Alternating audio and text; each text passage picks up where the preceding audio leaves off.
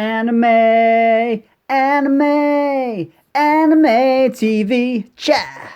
Hello and welcome to Anime TV. I'm your host Libertine Honeybunch, and today I'll be reviewing Btooom. The series follows Sakamoto, a high school dropout who spends all of his time playing video games. He isn't completely hopeless, mind you, because Sakamoto is the 10th best player of Btooom in the whole world. Btooom itself is basically an online war game similar to our real world games Call of Duty and Fortnite, except it involves one small difference. The only weapon in this game you're allowed to use are bombs.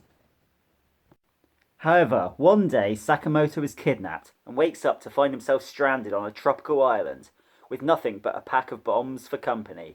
However, he isn't alone. Somewhere on the island there are 30 other kidnap victims, and each one is armed with their own personal supply of bombs. Suddenly, everything becomes clear. If Sakamoto wants to escape the island, he will have to play Btooom for real. And at that point, the battle begins. Now, Btooom isn't exactly high on originality.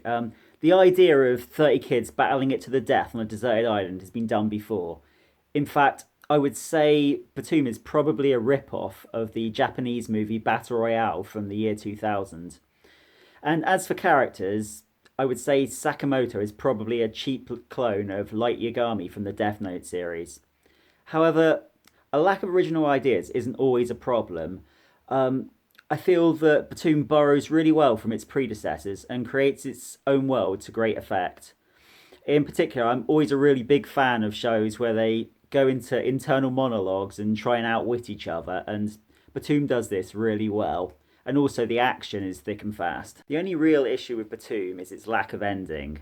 The show only runs for 12 episodes and only covers the first 9 volumes of the manga, whereas I think there's 26 volumes of the manga in total. So when you get to episode 12, you just sort of stop with no sort of conclusion to the story.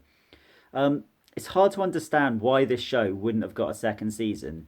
I really enjoyed it, and I think if it had run for a whole 26 episodes, it could have gone on to be a real classic.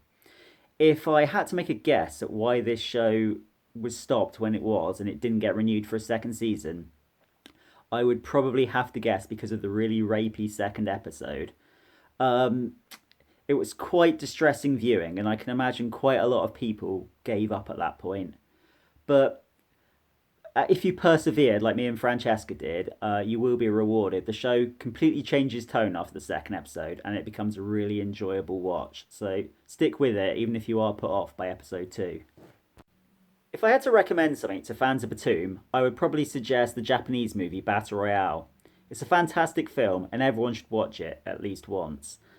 However, if I had to suggest an anime based off Btooom, I would probably choose the show Gantz.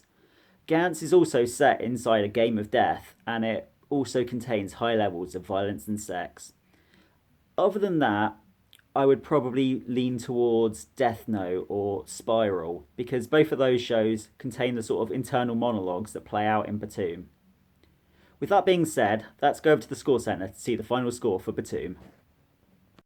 Btooom scores strongly across the board with a good story and regular action scenes.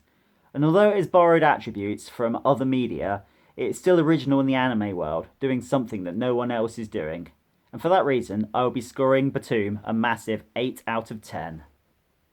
Anyway, that is the end of my video. I hope you enjoyed it, and please, go ahead and check out Btooom.